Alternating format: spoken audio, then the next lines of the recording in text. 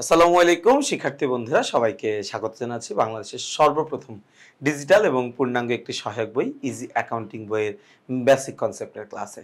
খেয়াল করে দেখো, আমরা আমাদের ইজি অ্যাকাউন্টিং বইয়ের বেসিকগুলো এত সুন্দরভাবে ডেভেলপ করেছি, অনেকগুলা সেগমেন্টে আমরা বেসিকগুলো ভাগ করেছি, যাতে করে তোমরা এই বেসিকগুলো পড়ে বা এই বেসিকের ক্লাসগুলো করে এই পাঠ্য বইটা সম্পর্কে, এই বইটা সম্পর্কে একটা পূর্ণাঙ্গ ধারণা লাভ করতে পারো। আমরা আলোচনা করছিলাম জাবেদা নিয়ে এবং আমরা আজকের এই ক্লাসে আলোচনা করতে চাই বিক্রয় ফেরত সংক্রান্ত লেনদেনের জাবেদা নিয়ে। আমরা আজকে আলোচনা করব কি বিক্রয় ফেরত সংক্রান্ত লেনদেন। আমি আলোচনার আগেই তোমাদেরকে একটা বিষয়ে সতর্ক করে দিচ্ছি, সেটা হচ্ছে আমাদের এই জাবেদার ক্লাসগুলো একদম তোমরা যেইভাবে টিপিক্যাল ভাবে আমরা আসলে জাবেদাগুলো সমাধান করি, কি কারণে এটা ডেবিট হলো, কি কারণে ক্রেডিট হলো, ওই ব্যাখ্যা বিশ্লেষণ করে অর্থাৎ বেসিক নির্ভর যে আলোচনাটা, ওইভাবে আমরা জাবেদাটা আলোচনা করছি না। ওইভাবে যদি তোমাদের জাবেদা শেখার ইচ্ছা থাকে তাহলে তোমরা আমাদের ইজি অ্যাকাউন্টিং বই তৃতীয় অধ্যায়ের গাণিতিক সমস্যাবলী নামের যেই টপিকটা রয়েছে, সেখানে দুতরফা দাখিলা পদ্ধতি মোতাবেক লেনদেনের ডেবিট ক্রেডিট বিশ্লেষণের একটা ক্লাস রয়েছে। সেই ক্লাসটা দেখলে তোমরা বেসিক নির্ভরভাবে এই জাবেদা করাটা বুঝতে পারবা। আমরা এইখানে জাবেদা করব কিছুটা কৌশল অবলম্বন করে, অর্থাৎ এমন ভাবে আমরা জাবেদাটা করব যাতে করে তোমাদের মধ্যে যদি জিরো নলেজও থাকে হিসাব বিজ্ঞান সম্পর্কে, তারপরে তোমরা জাবেদাটা বুঝতে পারবা। দেখো, বিক্রয় ফেরত সংক্রান্ত লেনদেন, এই লেনদেন করার জাবেদা করার নিয়ম হচ্ছে বিক্রয় ফেরত হিসাব সবসময় ডেবিট করতে হবে। তার কারণ বিক্রয় ফেরত এটা আয়কে হ্রাস করে এবং আয় হ্রাস করলে সেই জিনিসটা আমাদের ডেবিট হয়ে যায় এবং যেই মাধ্যমে পণ্যটি বিক্রয় করা হয়েছে সেই মাধ্যমটিকে ক্রেডিট করতে হবে এবং এই মাধ্যমটি সবসময় হবে হচ্ছে দেনাদার। মনে রাখা লাগবে, আমরা ওই পণ্যটাই ফেরত দিতে পারি বা ফেরত নিতে পারি যেই পণ্যটা আমি বাকিতে ক্রয় অথবা বিক্রয় করেছিলাম। তার মানে আমি বোঝাইতে চাচ্ছি, আমি যদি নগদে পণ্যদ্রব্য ক্রয় বা বিক্রয় করে থাকি, সেই পণ্যটা আসলে ফেরত দেওয়া যায় না বা সেই পণ্যটা আসলে ফেরত নেওয়া হয় না।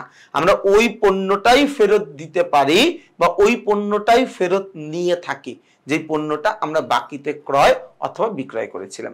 তাহলে আমি পণ্য বিক্রয় ফেরতে ওই ধরনের লেনদেনগুলোই আসবে যেই লেনদেনগুলোতে আমি পণ্যটা বাকিতে বিক্রয় করেছিলাম, যেখানে আমি পণ্যটা বাকিতে বিক্রয় করেছিলাম।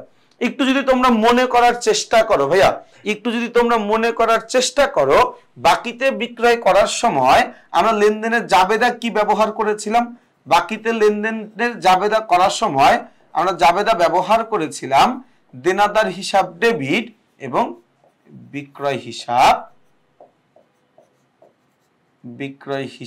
ক্রেডিট।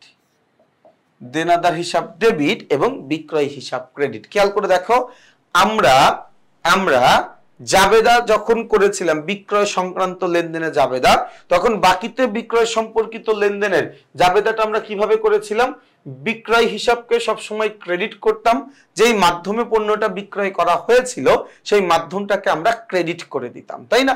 আচ্ছা, সেই মাধ্যমটাকে আমরা ডেবিট করে দিতাম, তাই না? তো বাকিতে বিক্রয় করলে দেনাদার হিসাব ডেবিট, বিক্রয় হিসাব ক্রেডিট, এটাই হচ্ছে আমাদের অ্যাকচুয়াল জাবেদাটা ছিল। এখন তুমি একটু চিন্তা করে দেখো, বিক্রয় যেমন ধরনের লেনদেন, ভাইয়া একটু মনোযোগ দিও, বিক্রয় যেমন ধরনের লেনদেন, বিক্রয় ফেরত এটা কি তার অপোজিট লেনদেন না? এটা কি তার উল্টা একটা লেনদেন না? মানে আমি যদি তোমাদের বলি যে আমি আসছি আবার আমি চলে গেছি, তাহলে আমার আসাটা যেমন একটা কাজ, আমার চলে যাওয়াটা কি তার ঠিক উল্টা একটা কাজ না? কথা বুঝাইতে পারছি কিনা? আমি যে আসলাম, এই আসাটা যেমন ধরনের কাজ, আমি চলে গেলাম, এটা কি ঠিক উল্টা একটা কাজ না? তো পণ্য আমি বিক্রয় করছি, এইটা যেমন ধরনের কাজ, পণ্য বিক্রয় ফেরত হওয়া, এটা কি তার ঠিক উল্টা কাজ না? এটা কি জিনিসটা ঠিক উল্টা না?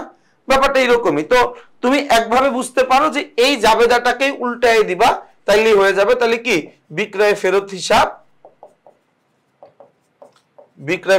কে যাবে? ডেবিট, আর দেনাদার হিসাব ক্রেডিট। যেহেতু বিক্রয় এবং বিক্রয় ফেরত উল্টা জিনিস, তো জাবেদাটা উল্টায় দিলাম আর বিক্রয় ফেরতের জাবেদা হয়ে যায়। এইভাবে না বুঝলে আর একভাবে আমরা বুঝি। বিক্রয় ফেরত হিসাব সবসময় ডেবিট করব, কোনো কথা নাই এখানে। বিক্রয় ফেরত সবসময় ডেবিট।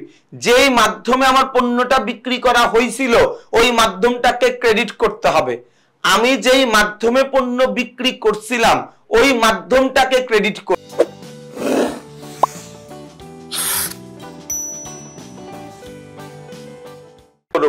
আমি বারবার বলছি আমি ওই পণ্যটাই ফেরত দেই বা ওই পণ্যটাই ফেরত নেই যেটা বাকিতে ক্রয় অথবা বিক্রয় করা হয়েছিল। তার মানে বিক্রয় ফেরত পাইলে ওই বিক্রয় ফেরতের লেনদেনটা যখন বিক্রয় ছিল ওই বিক্রয়টা আমার বাকিতেই ছিল, ওই বিক্রয়টা আমার বাকিতে ছিল, তাই না? তাহলে আমি যদি জাবেদা করি, দেখো তো প্রথমে বললো পণ্য ফেরত পাওয়া গেল, হ্যাঁ এই জায়গা তো বলে নাই বিক্রয় ফেরত, এখানে কি বলছে বিক্রয় ফেরত? বলছে আমি পণ্য ফেরত পাইছি। এখন তুমি একটু তোমার মাথার কিডনিটা খাটাও তো, আমি পণ্য ফেরত পাইছি, কোনটা ফেরত পাইছি? আমি যেটা বেচছি, আমি যেটা বিক্রয় করেছি ওই পণ্যটাই তো আমার কাছে ফেরত আসবে। আমি যেই পণ্যটা বিক্রয় করেছি আমার কাছে তো ওইটাই ফেরত আসবে, অন্য কিছু তো ফেরত আসার সুযোগ নাই, আছে কি? অন্য কিছু ফেরত আসার সুযোগ নেই। তাহলে আমি যেই পণ্যটা বিক্রি করেছি ওই পণ্যটাই আমার কাছে ফেরত আসবে। কথা বোঝা গেছে ভাইয়া? ভাইয়া কথা বোঝা গেছে কিনা আমাকে বইলো। তার মানে পণ্য ফেরত পাওয়া গেল মানে বিক্রয় ফেরত। কারণ ভাই তুমি নরমালি বুঝো, আমি এই কলমটা তোমার কাছে বিক্রি করে দিছি, কলমটা তোমার পছন্দ নাই, তুমি আমার কাছে ফেরত পাঠিয়ে দিলা। তার মানে আমি পণ্যটা ফেরত পাইছি, পণ্য ফেরত পাওয়া গেল, তুমি পণ্য ফেরত দিছো, তোমার জন্য এটা ক্রয় ফেরত, কারণ তুমি কিনে নিয়ে গেছিলা। আমার কাছে এটা ফেরত আসছে তার কারণ আমি বিক্রি করছিলাম, বিক্রিত পণ্য ফেরত আসছে, আমার জন্য এটা বিক্রয় ফেরত। কথা বুঝাও গেছে? তাহলে বিক্রয় ফেরত লেনদেনে জাবেদা কেমনে করব?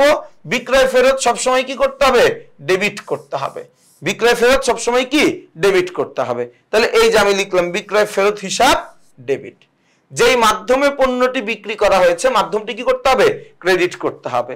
ভাইয়া আমি পণ্য ফেরত পাইছি মানে কি? এটা আমি বিক্রি করছিলাম বাকিতে, বাকিতে বিক্রি করা মানে মাধ্যমটা ছিল দেনাদার বা প্রাপ্য হিসাব, তাহলে এই যে দেনাদার হিসাব ক্রেডিট হয়ে যাবে। কথাটা কি বুঝাইতে পারছি ভাইয়া? আচ্ছা, এরপর বলছে পথে বিনষ্টের কারণে মিস্টার মিলন পণ্য ফেরত পাঠালো 2000 টাকা। এই জায়গায় দেখো দেনাদার নাম উল্লেখ করা আছে। যখন দেনাদার বা পাওনাদারের নাম উল্লেখ করা থাকে তখন তার নাম সহ লিখতে হয়। আমি একজনের কাছে পণ্য পাঠাচ্ছিলাম, পণ্য যাইতে যাইতে রাস্তায় নষ্ট হয়ে গেছে, ওই বেটায় পণ্য রাখবে? ও তো পণ্য ফেরত দিয়ে দিবে আমার কাছে, যে ভাই তুমি যে পণ্য দিছো এটা আমার ব্যবসায় আসার আগেই নষ্ট হয়ে গেছে, তোমার পণ্য তুমি ফেরত নিয়ে নাও। ওকে ফাইন, আমি বিক্রি করছিলাম, বিক্রয় ফেরত পাইছি।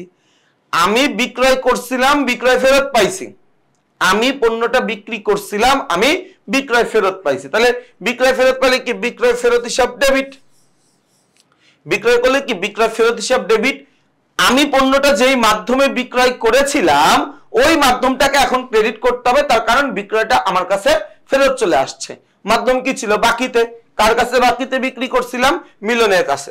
তাহলে এই জায়গায় নাম কি হবে? দেনাদার মিলন হিসাব ক্রেডিট। এখানে নাম কি হবে? এখানে নাম হবে দেনাদার মিলন হিসাব ক্রেডিট। কথা কি বোঝা গেছে ভাইয়া? ওকে, এরপরে দেখো বলছে 10% কারবারি বার্তায় বিক্রিত পণ্য ফেরত আসলো, বিক্রিত পণ্য ফেরত আসলো 2000 টাকা। আচ্ছা, 2000 টাকা তালিকা মূল্য। এই তালিকা মূল্যের কথা থাকার না থাকা সমান কথা, এটা থাকার না থাকা সমান কথা। 10% কারবারি বার্তায় বিক্রিত পণ্য ফেরত আসলো কত টাকা? 2000 টাকা। ভাইয়া খেয়াল করে দেখিও, খেয়াল করে দেখিও 2000 টাকার উপরে আমার 10% বার্তা ছিল, তাই না? তাহলে কত? 2000 টাকা 10% হচ্ছে 200 টাকা। তাহলে 2000 মাইনাস 200 সমান সমান 1800 টাকা। কত টাকা? 1800 টাকা। একটু খেয়াল করিও ভাইয়া, আমি পণ্য ফেরত পাইছি 1800 টাকা। এখন তুমি বলতে পারবে কারবারি বার্তা বাদ দিছি কেন? আরে ভাই আমি যখন পণ্যটা বেচছিলাম তখন আমি বার্তা সহ বেচছি, ফেরত নেওয়ার সময় বার্তা সহই ফেরত নিব। মানে যেহেতু ডিসকাউন্টের একটা ব্যাপার ছিল, কারবারি বার্তা যেখানেই দেখবা বাদ, কিচ্ছু চিন্তা করতে হবে না। কারবারি বার্তা আমি দেখছি মানেই বাদ, কারবারি বার্তা আমি আমার চোখ দিয়ে দেখছি সাথে সাথে বাদ, সাথে সাথে এটা বাদ দিয়ে দিব, তাই না? তাহলে এখানে আমার কাজ কি? পণ্য ফেরত পাইছি। পণ্য ফেরত পাইলে বিক্রয় ফেরত হিসাবকে সবসময় ডেবিট করতে হবে। এই যে আমি লিখলাম বিক্রয় ফেরত হিসাব ডেবিট। এবং যার কাছ থেকে পণ্যটা ফেরত পাইছি, যেই মাধ্যমে, যদি নগদে বিক্রি করে ফেরত পাইতাম নগদান হিসাব ক্রেডিট, যদি ব্যাংকে বিক্রি করে ফেরত পাইতাম ব্যাংক হিসাব ক্রেডিট, যেহেতু বাকিতে বিক্রি করে ফেরত পাইছি তাহলে দেনাদার হিসাব ক্রেডিট। কথা কি বোঝা গেছে ভাইয়া? তাহলে এই জায়গায় দেখো দেনাদার হিসাব ক্রেডিট করতে হবে। ভাইয়া আমি বারবার বলতেছি, আমি যদি নগদে পণ্যটা বিক্রি করি আমি এই পণ্য ফেরত নেই না। আমি যদি ব্যাংকে পণ্য বিক্রি করি আমি ওই পণ্য ফেরত নেই না। আমি শুধুমাত্র বাকিতে যে পণ্যটা বিক্রি করছিলাম ওই পণ্যটাই ফেরত নেই। এই জন্য বিক্রয় ফেরতে যাবে দা কাইন্ড অফ মুখস্থ বিক্রয় ফেরত হিসাব ডেবিট, দেনাদার হিসাব ক্রেডিট। কথাটা কি বোঝা গেছে ভাইয়া? ছোট্ট ছোট্ট 3টা লেনদেন আলোচনা করলাম। আমি আশা করছি বিক্রয় ফেরত যাবে দায় কারো খুব একটা অসুবিধা হবে না। এরপর যদি কোনো অসুবিধা থাকে আমাকে জানাবা, আমি চেষ্টা করব তোমার অসুবিধাটা দূর করে দেওয়ার জন্য। আজকের এই পর্বটা আমি এখানেই শেষ করতে চাচ্ছি। ইনশাআল্লাহ আমরা আগামী পর্বে ক্রয় সম্পর্কিত লেনদেনের জাবেদা নিয়ে আলোচনা করব। এই জাবেদার ক্লাসগুলো কেমন লাগছে এটা তোমরা আমাকে একটু জানাবা। আমরা আমাদের বইতে অনেকটা দরদ দিয়ে অনেকটা পরিশ্রম করে তোমাদের জন্য সর্বোত্তম একটা বই বানানোর চেষ্টা করছি। সবার কাছে অনুরোধ থাকবে যত দ্রুত সম্ভব বইটা সংগ্রহ করে পড়া শুরু করে দাও। তোমার এসএসসি পরীক্ষায় ভালো ফলাফলের জন্য এই একটা ইজি অ্যাকাউন্টিং বই যথেষ্ট। সবাই ভালো থাকবা, সুস্থ থাকবা, আমার জন্য বেশি বেশি করে দোয়া করবা। আসসালামু আলাইকুম।